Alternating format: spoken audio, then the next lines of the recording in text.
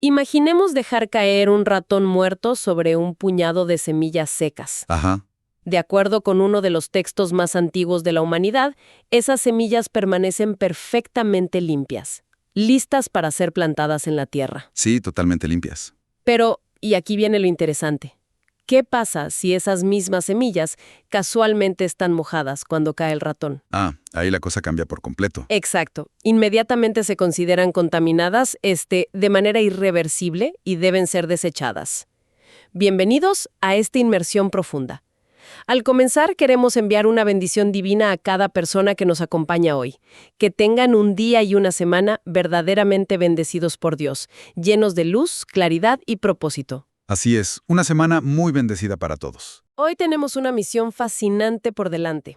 Vamos a descifrar la extraña lógica detrás del menú más restrictivo o, detallado de la historia antigua, el capítulo 11 del libro de Levítico. Que vaya que es detallado, ¿eh? Totalmente. Y para esto nos estamos apoyando en las notas y el contexto de las Biblias de Estudio Holman y la Nueva Biblia de las Américas, la NAA.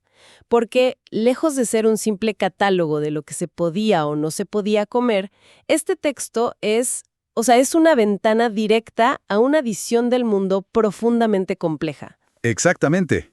Es mucho más que una dieta. Claro. Queremos entender qué tienen que ver las pezuñas, las escamas y el comportamiento de las aves con la manera en que toda una civilización entendía el cosmos, el orden y lo sagrado. Y es un viaje súper necesario, porque la reacción inicial de cualquier lector moderno frente a este texto es, pues, la confusión absoluta. Sí, es como leer otro idioma. Para entenderlo, tenemos que dar un paso atrás, digamos, y observar el mundo a través de los ojos del sacerdocio en el antiguo Israel. Ajá. Su tarea principal, el núcleo absoluto de su existencia, era distinguir constantemente entre lo puro y lo impuro, entre lo sagrado y lo común. Y esto no era solo en el templo, ¿verdad? Para nada. Esta no era una distinción reservada solo para los rituales en un altar. Era una lente que se aplicaba a cada momento del día, empezando por, literal, el plato de comida. O sea, desde el desayuno. Desde el desayuno. Si observamos las reglas para los animales terrestres, encontramos el punto de partida de este sistema. Para que un mamífero fuera considerado limpio y, por tanto, apto para el consumo, se requería una doble validación innegociable. A ver, ¿cuál era esa doble validación? Debía tener la pezuña hendida, es decir, dividida completamente en dos, y además debía ser rumiante. Espera un momento. Antes de entrar en los animales que reprobaban este examen, quiero cuestionar la premisa misma. Claro, dime. ¿Por qué precisamente esas dos características? A primera vista, parece un criterio completamente arbitrario. Sí, suena a que se lo sacaron de la manga. Exacto. O sea, podría haber sido, no sé, animales con cuernos y cola corta. ¿Por qué una vaca o una oveja se convierten en el estándar de oro de lo que es un animal puro, mientras que otros son marginados? ¿No es esto simplemente un sesgo cultural monumental? Es una excelente observación, y la respuesta es que sí. Tiene un fundamento profundamente cultural. Pero, ojo, no es arbitrario en absoluto. ¿Ah, no? No. Lekman está en el concepto de conformidad a la norma. Las fuentes nos explican que los antiguos israelitas eran un pueblo pastoral. Su realidad diaria, su supervivencia económica, dependía de sus rebaños: ovejas, cabras, vacas. Claro, esa era su vida cotidiana. Exacto. Esos animales representan el estándar visual y de comportamiento de lo que debe ser un animal cuadrúpedo terrestre en su ecosistema. En la cosmovisión israelita, que estaba fuertemente arraigada en los relatos de la creación en Génesis, el universo fue creado con un orden perfecto. Categorías claramente delineadas. Así es. Dios separó la luz de la oscuridad, la tierra del agua, y asignó criaturas específicas para cada dominio. Entonces, para que un animal fuera puro, tenía que encajar perfectamente en la norma esperada para su categoría. Ya veo. Entonces no se trata de un código de vestimenta arbitrario para entrar a un club VIP, como se suele pensar a veces. No, para nada. Suena más bien como un antiguo y estricto juego de Tetris. De Tetris. A ver. Sí, imagínate, Dios creó bloques distintos: la tierra, el mar y el cielo. Si una pieza, digamos, un animal, encaja perfectamente en el bloque de la tierra, teniendo las características típicas del ganado, se elimina la línea. Hay orden. Ajá, me gusta esa imagen. Pero si una pieza tiene una forma extraña y no encaja bien, pues genera huecos. Y en este contexto teológico, esos huecos son el caos. No encajan. Esa es una metáfora brillante, la verdad. Y el texto nos da ejemplos clarísimos de estas piezas de Tetris que no encajan. El camello y la liebre, por ejemplo. ¿Qué pasa con ellos? Pues, según las notas de la NA, en la observación visual de la época, estos animales parecen masticar continuamente, por lo que se les consideraba rumiantes de manera práctica. Aunque hoy sabemos por la biología moderna que la liebre no lo es. Claro, no es un rumiante real, pero lo parece a simple vista. Exacto. Sin embargo, no tienen la pezuña hendida. Cumplen una regla, pero fallan en la otra. Son piezas que no encajan del todo. Y luego, por supuesto, está el caso más famoso de todos, el cerdo. Uf, el gran tabú. El cerdo tiene la pezuña hendida, pero no rumia. Exactamente. El cerdo se convirtió en el símbolo máximo de lo impuro. Pero no porque fuera inherentemente más maligno que un camello, sino porque, en el contexto cultural del Medio Oriente antiguo, muchas naciones vecinas criaban y comían cerdos. Ah, y los usaban en sacrificios, ¿no? Sí, en los propios sacrificios religiosos paganos. Así que la prohibición del cerdo operaba a dos niveles. Era una anomalía según las reglas del ecosistema pastoral israelita, y además, rechazarlo marcaba una frontera cultural y teológica gigantesca. Los separaba de sus vecinos. Exacto. Bueno, si seguimos esta lógica del Tetris y el orden cósmico, tiene todo el sentido del mundo que esta misma obsesión por la clasificación se extienda más allá de la tierra firme. Ah, oh, sí. Las reglas aplican para todo. Si miramos hacia el agua, la regla de las piezas que deben encajar a la perfección se vuelve aún más binaria. El texto decreta que, en mares o ríos, solo se puede consumir lo que tiene aletas y escamas. Así es. Aletas y escamas. Cualquier otra criatura acuática no es solo impura. El texto, según las fuentes, la llama una abominación. Es una palabra fuerte. La palabra original que se utiliza ahí connota algo ritualmente repulsivo. Y la razón es la misma, el hábitat. El bloque de Tetris del agua. Exacto. El agua es un dominio fluido. Para moverse en ese dominio de manera ordenada, se espera que una criatura nade usando aletas y esté cubierta por escamas. Ese es el equipamiento estándar. Lo cual explica por qué un camarón, una langosta o un cangrejo causaban un cortocircuito en este sistema. Totalmente. Viven en el mar, pero no nadan con aletas. Caminan por el fondo del océano usando patas articuladas. Casi como si fueran insectos de tierra firme. Están rompiendo las reglas de su propio bloque. Exacto. Mezclan el comportamiento de la tierra con el dominio del agua. Y esa mezcla de fronteras es el problema fundamental. Una anguila, por ejemplo, vive en el agua, pero se mueve serpenteando y carece de escamas visibles. Parece una serpiente. Y la serpiente es una criatura fuertemente asociada con el polvo de la tierra y narrativas de engaño desde el Génesis. Al cruzar los límites de sus esferas naturales, estas criaturas representan visualmente el desorden. Una amenaza. En una cosmovisión donde la santidad es sinónimo de integridad, perfección y orden divino, cualquier cosa que difumine las líneas entre categorías es una amenaza simbólica a ese orden de la creación. ¡Wow! Ahora, si levantamos la vista hacia el cielo, la situación cambia, ¿verdad? Ya no hay una fórmula de dos características como pezuña y rumiar, o aletas y escamas. No, en el cielo es diferente. Hay una lista explícita de aves que están vetadas. Sí, el águila, el buitre, el halcón, la gaviota. Y me resulta fascinante que incluso el murciélago esté incluido en esta lista de aves. Ah, el famoso murciélago. Hoy en día cualquier niño de primaria te diría que el murciélago es un mamífero, pero asumo que esto vuelve al punto de la clasificación visual observable, ¿cierto? El murciélago vuela, ergo pertenece al bloque del cielo. Así es. La taxonomía antigua no se basaba en la genética o en la estructura ósea interna. Se basaba en el hábitat y en el método de locomoción. El murciélago domina el aire nocturno, así que se agrupa con las criaturas voladoras. Tiene sentido bajo su lógica. Pero si analizamos esa lista de aves prohibidas que mencionaste, las notas de la NA revelan un patrón innegable que va más allá de la locomoción. Casi todas las aves mencionadas son depredadoras o carroñeras. Y ahí es donde entra un nuevo elemento en la ecuación. Si la lógica hasta ahora era puramente sobre el hábitat y el movimiento, ¿por qué la dieta de estas aves las descalifica de repente? Porque su dieta las asocia con algo mucho más grave que una simple anomalía de locomoción. están asociadas con la sangre y con los cadáveres. Uf, la muerte. Exacto. En la antigua mentalidad israelita, la sangre es el asiento de la vida. Derramarla o consumirla de forma salvaje rompe el respeto por la vida que Dios exige. Las aves de presa matan para comer, y los carroñeros se alimentan de la descomposición. Estaba en contacto directo con la muerte. Y la muerte es la fuerza más desestabilizadora en este sistema teológico. Totalmente. Pero, antes de sumergirnos de lleno en el tema de la muerte, porque sé que es el núcleo central de todo esto, no quiero dejar pasar una anomalía maravillosa que el texto menciona sobre los insectos. Ah, la regla de los insectos es genial. Porque si los cangrejos rompen las reglas en el mar, los insectos alados son un dolor de cabeza taxonómico tremendo. Un caos total. El texto dice que todo insecto alado que camina sobre 4 patas es una abominación. Básicamente, si vuelas pero te arrastras por el suelo, rompes las reglas del cielo y de la tierra simultáneamente. Sí, doble falta. Pero hay una excepción muy específica. Se permiten aquellos que tienen patas traseras más largas para saltar. O sea, la langosta, el grillo, el saltamontes. Es una distinción extraordinariamente fina y reveladora.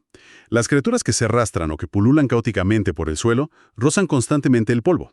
Y el polvo es un símbolo de maldición desde los relatos iniciales del Génesis. Representan como una masa informe y desordenada. Exactamente. Sin embargo, el saltamontes, al tener esas patas adaptadas para saltar, tiene la capacidad de elevarse del suelo, de despegarse de la tierra de una manera estructurada. No pulula de vientre en el polvo, sino que salta. O sea, esa simple mecánica lo salva. Sí, dentro del complejo sistema de orden israelita, esa pequeña diferencia mecánica en la locomoción los rescataba de la categoría de lo abominable. Y los hacía aptos para el consumo. Es fascinante ver cómo esta estructura se sostiene a nivel visual. Pero bueno, volvamos al punto de inflexión que mencionaste con las aves carroñeras, el poder contaminante de la muerte. El gran tema.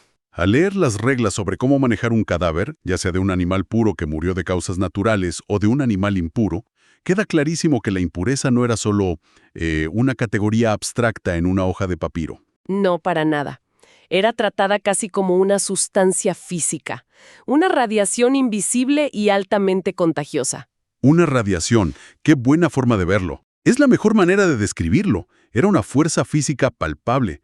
Si un israelita tocaba el cadáver de cualquier animal, automáticamente quedaba impuro hasta el atardecer. Y no era cuestión de simplemente esperar, Había que lavar las ropas y purificarse. Pero lo que demuestra la gravedad de esta fuerza es cómo afectaba al mundo material, a los objetos inanimados. Las reglas sobre la transferencia a los objetos son impresionantes. Sí, la impureza es altamente contagiosa. Según las fuentes, si un roedor muerto caía sobre una prenda de ropa, un trozo de madera, un pedazo de cuero, el objeto se podía lavar. Ajá, un lavado y listo. Pero si ese mismo animal caía dentro de una vasija de barro o un horno de barro, la instrucción era terminante. El objeto debía ser destruido por completo. Quebrado en pedazos. Y económicamente hablando, esto no es un detalle menor. Romper tu horno o perder una vasija grande era un golpe para una familia en la antigüedad. ¿Por qué el barro era condenado a la destrucción mientras la madera se salvaba con un poco de agua? Tiene que ver con la naturaleza física del material. El barro cocido de la antigüedad no estaba esmaltado como nuestras cerámicas modernas de hoy en día. Era altamente poroso. Ah, los poros. La creencia ritual dictaba que el barro absorbía la impureza de la muerte hasta lo más profundo de su estructura. La hacía imposible de lavar. La impureza penetraba los poros del objeto. La madera o el metal, al ser superficies más sólidas y menos permeables, digamos, podían limpiarse superficialmente. Increíble. Esto nos demuestra que la impureza ritual funcionaba con una lógica física casi mecánica. Mencioné justo al principio. Y creo que aquí es donde la física de esta impureza se vuelve más fascinante. El caso de la semilla seca y la mojada. Exacto. Las fuentes muestran una distinción curiosa. Si una semilla está seca y la toca un cadáver, sigue limpia. Pero si está mojada, se contamina. Es un detalle súper específico. Utilizando una analogía moderna, esto es exactamente igual a la conductividad eléctrica. Una semilla seca, inactiva, está aislada. No puede conducir la corriente. Ajá. Pero en el momento en que el agua entra en contacto con ella, sus poros se abren. El proceso de germinación y vida se activa sutilmente. Y paradójicamente, al abrirse a la vida por medio del agua, se vuelve un excelente conductor para esta electricidad negativa de la muerte. Es una excelente imagen. El agua actúa como un canal conductor que permite que la impureza viaje al interior de la semilla. Es una analogía magistral, porque retrata precisamente la tensión que existía en el pensamiento hebreo. El agua, en su estado masivo, como en una fuente o cisterna natural, es una fuerza purificadora y sustentadora de vida tan grande que no puede ser contaminada por un pequeño cadáver. Claro, las fuentes permanecían limpias. Exacto. Pero a nivel micro, como en una semilla, el agua activa la permeabilidad. Todo esto subraya un espectro teológico muy marcado. Las notas de la Biblia Nehemías AA ilustran este espectro muy bien. ¿Cómo es ese espectro? Bueno, en un extremo absoluto tenemos la santidad. Ahí están la vida, los sacerdotes, Dios mismo, que es la fuente inagotable de vida y de santidad pura. Y en el extremo opuesto. En el extremo opuesto exacto está la impureza, la muerte, los cadáveres, la descomposición. La muerte no es solo el fin biológico, es la antítesis de Dios, es la descreación, el desmoronamiento del orden divino. ¡Wow! La descreación. Por lo tanto, el contacto con la muerte era el evento contaminante supremo. No es que fuera un pecado moral tocar un cadáver de manera accidental, o sea, era algo inevitable en la vida agraria. Pero ese contacto alteraba tu estado ritual. Te cargaba de esa energía. Te cargaba de una energía incompatible con el espacio sagrado.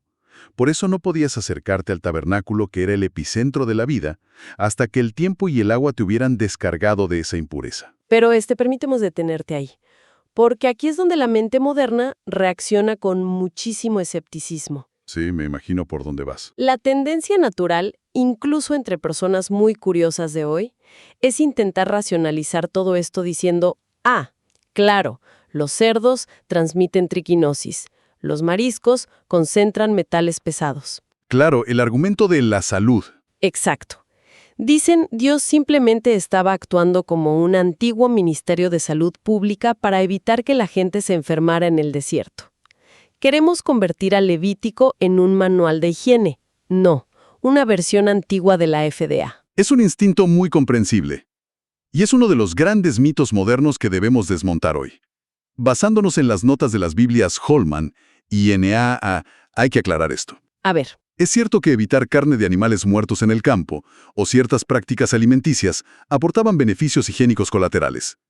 Pero afirmar que la salud pública era el propósito principal de estas leyes es un error histórico. Entonces, los animales prohibidos no eran consistentemente insalubres. No, si fuera una cuestión de salud, veríamos a los pueblos vecinos perecer masivamente. Pero las culturas alrededor de Israel comían cerdo, camello y mariscos y prosperaron enormemente.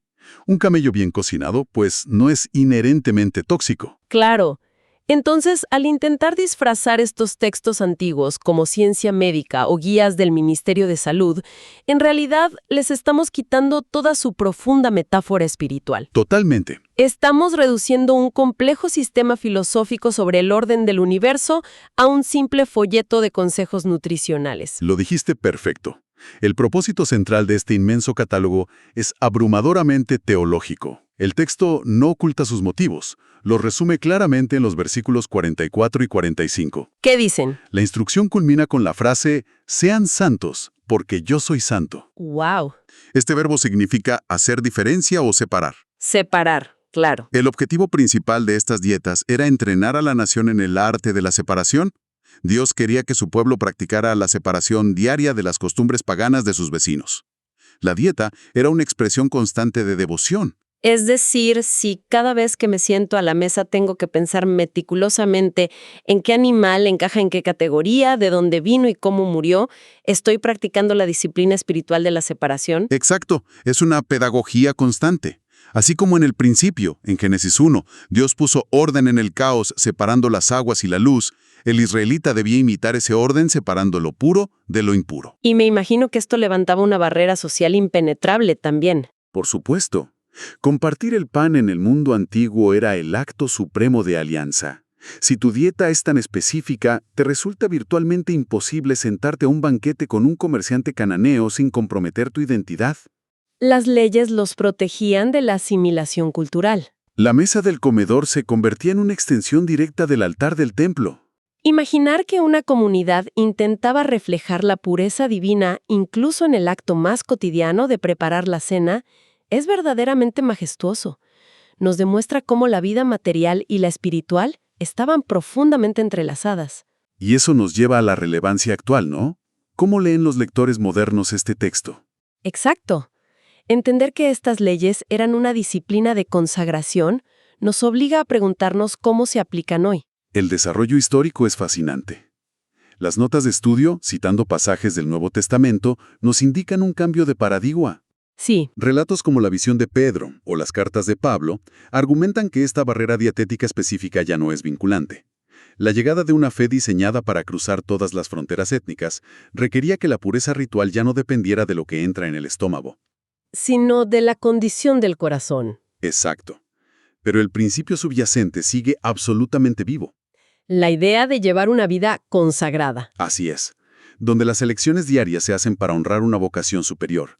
La santidad moderna no requiere abstenerse de comer camarones, pero mantiene el llamado a vivir con integridad, a no conformarse ciegamente a los patrones del mundo. Y esto nos deja con una reflexión profunda que va más allá de nuestras fuentes de hoy.